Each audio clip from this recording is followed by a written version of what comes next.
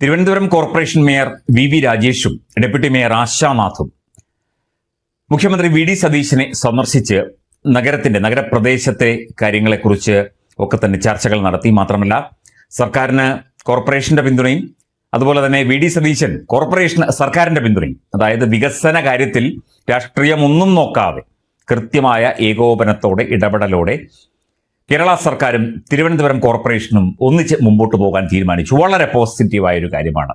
വളരെ നഗരവാസികൾക്ക് തീർച്ചയായിട്ടും ഗുണം നൽകുന്ന ഒരു ചർച്ചയാണ് അവിടെ നടന്നത്. കണ്ടു, ആശംസകൾ അറിയിച്ചു, ചർച്ചകൾ നടത്തി. തീർച്ചയായിട്ടും ഒരുമിച്ച് രണ്ടുപേരും മുമ്പോട്ട് പോകും എന്ന കാര്യത്തിൽ തീരുമാനമായിട്ടുണ്ട്.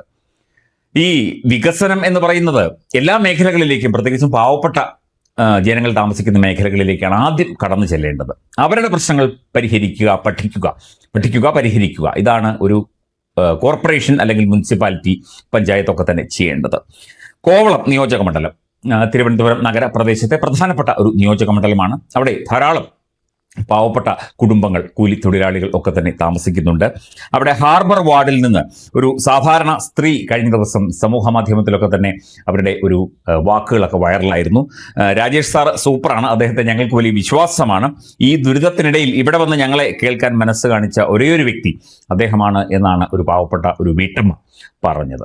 തീർച്ചയായിട്ടും അതുപോലെ സാധാരണക്കാർക്കും പാവപ്പെട്ടവർക്കും ഒപ്പമാണ് ഭരണാധികാരികൾ നിൽക്കേണ്ടത്. ജനാധിപത്യ വിധി പ്രകാരം അല്ലെങ്കിൽ അതുപ്രകാരം നിങ്ങളെയൊക്കെ തിരഞ്ഞെടുത്തിരിക്കുന്നത്, നിങ്ങൾക്കൊക്കെ ഇത്തരത്തിൽ ഉള്ള അധികാര സ്ഥാനങ്ങൾ തന്നിരിക്കുന്നത്, അത് മേയറായാലും ഡെപ്യൂട്ടി മേയറായാലും മുഖ്യമന്ത്രി ആയാലും ആരായാലും MLA ആയാലും ഒക്കെ തന്നെ ഇത്തരത്തിൽ ജനങ്ങൾ നിങ്ങളെ തിരഞ്ഞെടുത്തിരിക്കുന്നത് അവരുടെ പ്രശ്നങ്ങൾ പരിഹരിക്കാനാണ്, അതിന് വേണ്ട നടപടികൾ വേഗത്തിലാക്കാനാണ്. അത് തീർച്ചയായിട്ടും Thiruvananthapuram corporation mayor V Rajesh ചെയ്യും എന്ന് തന്നെയാണ് അവരൊക്കെ തന്നെ വിശ്വസിക്കുന്നത്. ഇടതുപക്ഷ സർക്കാർ ഏതാണ്ട് 91 കോടി രൂപ ചെലവഴിച്ച് 400ഓളം കുടുംബങ്ങൾക്ക് നിർമ്മിച്ചു നൽകിയ ഫ്ളാറ്റുകൾ 4 വർഷം കൊണ്ട് ഇടിഞ്ഞു പൊളിഞ്ഞു വീണ വാർത്ത നമ്മളെല്ലാവരും കണ്ടു. 4 ലക്ഷം മുടക്കിയതാണ്, അത് പൊളിഞ്ഞു വീഴുകയാണ്. അവിടെ കുടുംബമായിട്ട് താമസിക്കുന്നവരുണ്ട്, സ്ത്രീകളുണ്ട്, കുട്ടികളുണ്ട്. അവരുടെ ഒന്നും തലയിൽ വീഴാത്തത് ഭാഗ്യം. മറ്റൊരു വഴിയുമില്ലാതെ ജീവന് ഭീഷണിയായ ആ കെട്ടിടത്തിൽ നിന്ന് ഇറങ്ങിപ്പോകേണ്ടി വന്ന വയസ്സായ ആളുകൾ, പ്രായമായവരുണ്ട്, മത്സ്യത്തൊഴിലാളികളായ സാധാരണക്കാരായ ആളുകളുണ്ട്, സ്ത്രീകളുണ്ട്, കുഞ്ഞുങ്ങളുണ്ട്. ഈ 91 കോടി രൂപ വകമാറ്റി നിർമ്മിച്ച കെട്ടിടങ്ങളുടെ ഇന്നത്തെ അവസ്ഥ സർക്കാരിന്റെ വൻ അഴിമതിയുടെ തെളിവാണ് എന്നാണ് പ്രദേശവാസികളൊക്കെ തന്നെ പറയുന്നത്.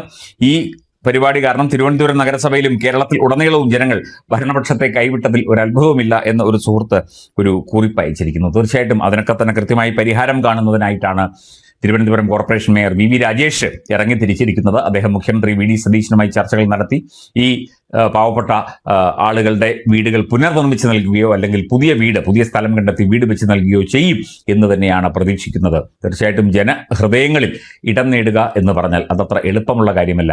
അവർക്ക് വേണ്ടി നിൽക്കുക, അവരിൽ ഒരാളായി നിൽക്കുക എന്നതാണ് ഏറ്റവും പ്രധാനപ്പെട്ട കാര്യം. Thiruvananthapuram corporation mayor, Thiruvananthapuram corporation ഭരണസമിതി, മുഖ്യമന്ത്രി വി ഡി സതീശനൊക്കെ തന്നെ അത് ചെയ്യും എന്ന് നമുക്കെല്ലാവർക്കും വിശ്വാസമുണ്ട്. അതുപോലെ ആ പാവപ്പെട്ട കുടുംബാംഗങ്ങൾക്കും വീട്ടമ്മമാർക്കും ഒക്കെ തന്നെ വിശ്വാസവുമുണ്ട്.